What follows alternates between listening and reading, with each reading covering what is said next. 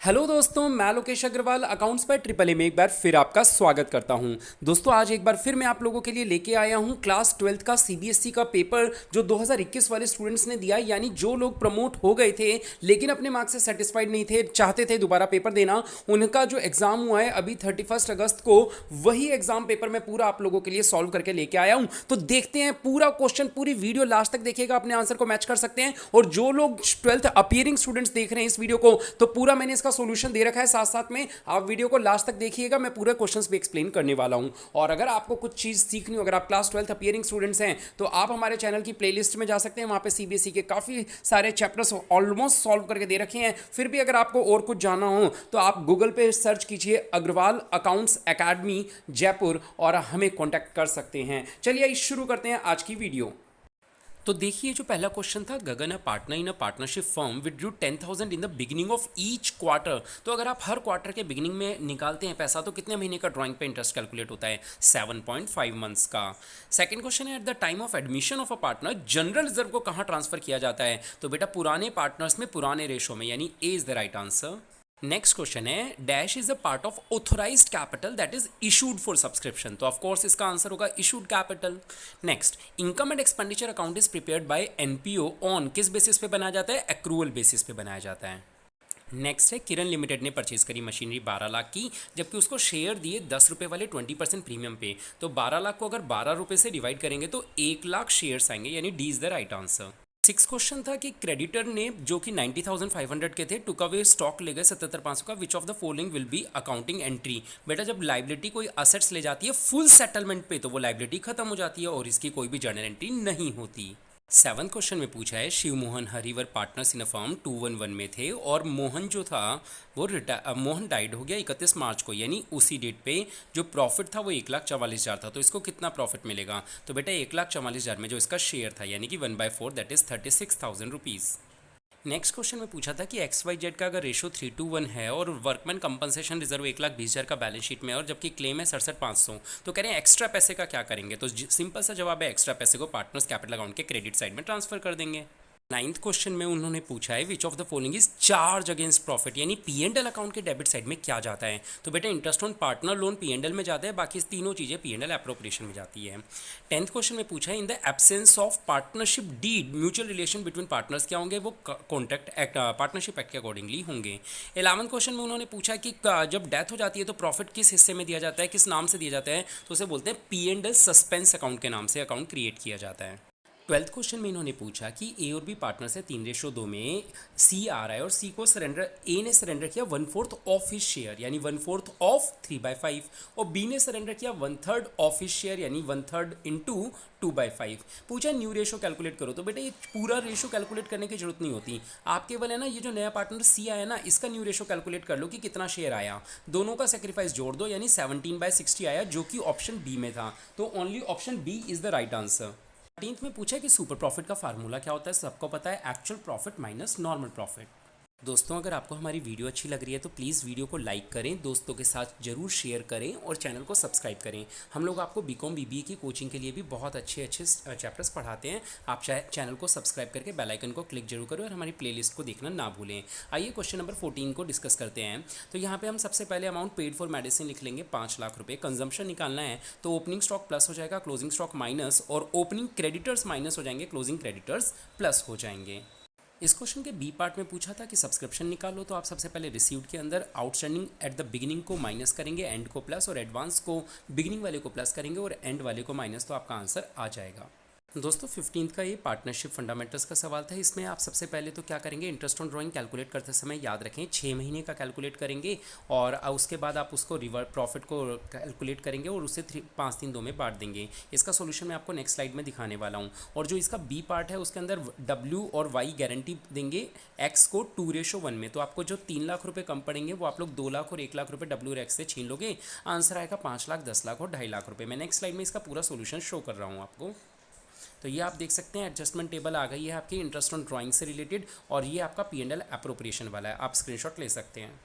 Next question balance sheet की presentation का था। इसमें कोई खास बात नहीं थी, आपको बैलेंस शीट बनाते समय बस ये याद रखना है कि जो आपके 18,750 शेयर है ना, उसमें से 3,500 तो अलग हटा दो, जो बचे वो फुल्ली सब्सक्राइब्ड यानी फुल्ली पेड वाले में जाएंगे और बाकी बट नॉट फुल्ली पेड में जाएंगे। आप ये देख सकते हैं, मैंने आपको नोट्स टू अकाउंट्स बना के दिखाया हुआ है। इसमें जो ब्लैक लेटर से लिखा है वो इंपॉर्टेंट टर्म्स हैं, आप अपने आंसर इसके अकॉर्डिंगली मैच कर सकते हैं। 17 क्वेश्चन जो आए थे डिसोल्यूशन की जर्नल एंट्रीज का, इसमें मैं आपको बता दूं सेकंड पॉइंट जब आप अटेम्प्ट करेंगे तो 500 रुपये कम कर देंगे 47,000 रुपये जितने में असेट बिकी हैं, और थर्ड पॉइंट के अंदर 20,000 रुपीज़ आपको क्रेडिटर से मिल रहे हैं। तो देखो जो उनकी सेटलमेंट की एंट्री है उसका कुछ नहीं होगा, लेकिन जो 20,000 रुपीज़ मिल रहे हैं उसका कैश डेबिट टू रियलाइजेशन होगा। इसका मैं नेक्स्ट स्लाइड में आपको आंसर देने वाला हूँ। 18 क्वेश्चन जब आप देखेंगे तो उसमें आपको रीज़न भी देना है, तो आपको बताना है interest on loan 6% per annum allowed होता है और जबकि पार्टनर को इंटरेस्ट ऑन कैपिटल अलाउड नहीं होता है, तो ये साथ में रीज़न भी लिखेंगे नो के साथ में। ये रियलाइजेशन वाले क्वेश्चन की जर्नल एंट्रीज है, आप इसका स्क्रीनशॉट लेके इसको देख सकते हैं रिलैक्स होके। नेक्स्ट क्वेश्चन एनपीओ का आया था जो बहुत ही आसान था। इसके अंदर अगर आपको ध्यान से देखें तो इनकम साइड में एक तो 2019-20 की इनकम लिखेंगे केवल इस साल की 60,000 रुपये। जो चैरिटी शो की इनकम है उसमें से 1,700 रुपये कम कर देंगे। एक्सपेंस साइड के सारे एक्सपेंस तीनों रिकॉर्ड कर देंगे। फर्नीचर पर डेप्रिशिएट कैलकुलेट कर देंगे और आप ये देख सकते हैं मैंने इसका आंसर आपको दे दिया है। एक बात ध्यान रखें कि एक्रूड इंटरेस्ट जरूर कैलकुलेट करेंगे इन्वेस्टमेंट पर, वो भी 6 मंथ्स का। तो वो जो आपका 3,500 आ जाएगा और लास्ट में सरप्लस 46,000 आना चाहिए। एक बार आप अपने आंसर को मैच जरूर करें।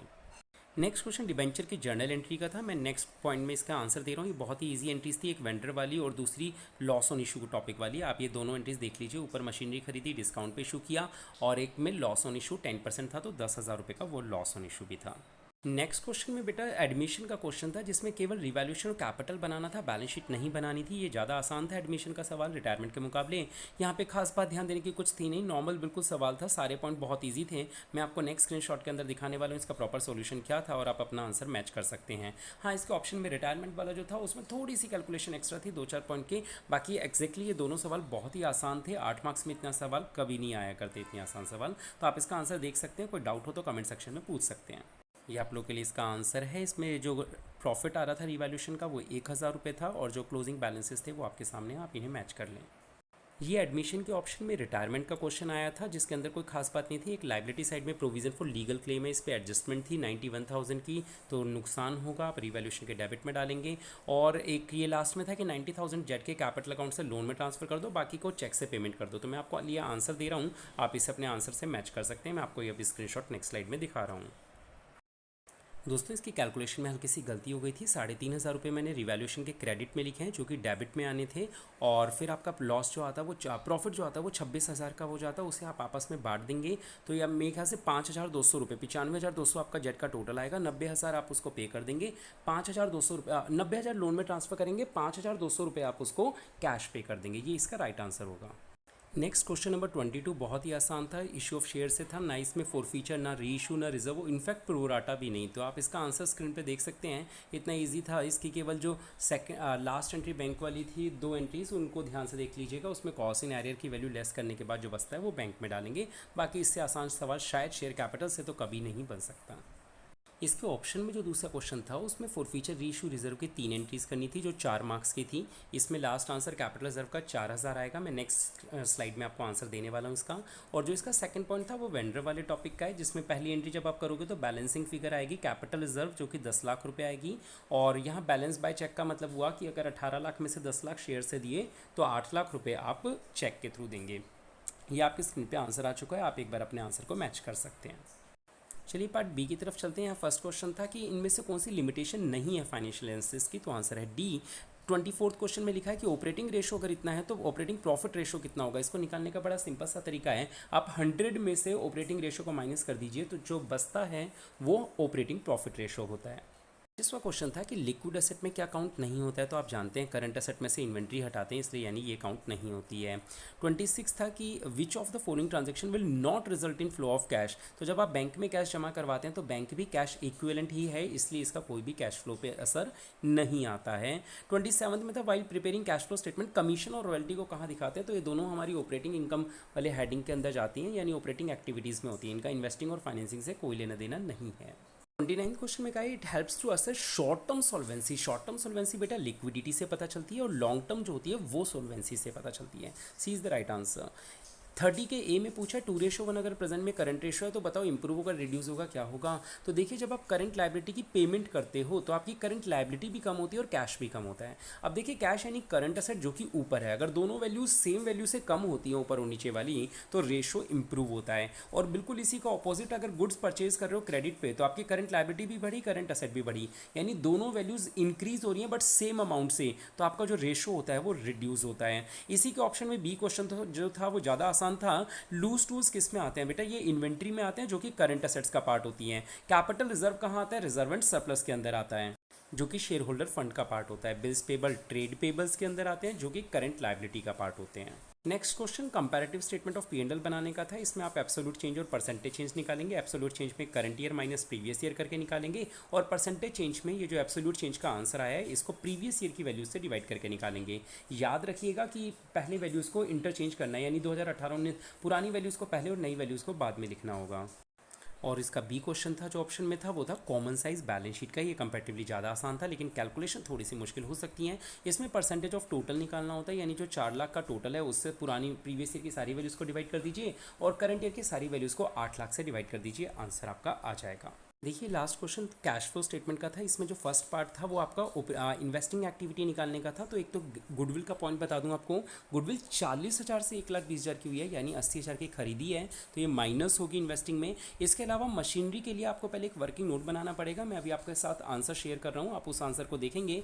यहाँ ओपनिंग क्लोजिंग डाल देंगे आप 2 लाख और 3 लाख। प्रॉफिट कैलकुलेट करेंगे तो प्रॉफिट आपका आ जाएगा, देखिए 40,000 में अगर बेची है 50 माइनस 15 35,000 वाली चीज़ तो 5,000 का प्रॉफिट हुआ है। तो आप लोग जब इसका निकालेंगे तो बैलेंसिंग फिगर डेबिट साइड में परचेज के नाम से आ जाएगी टू कैश। तो आप आंसर में देख लीजिए और अपने आंसर को कंफर्म कर लीजिए।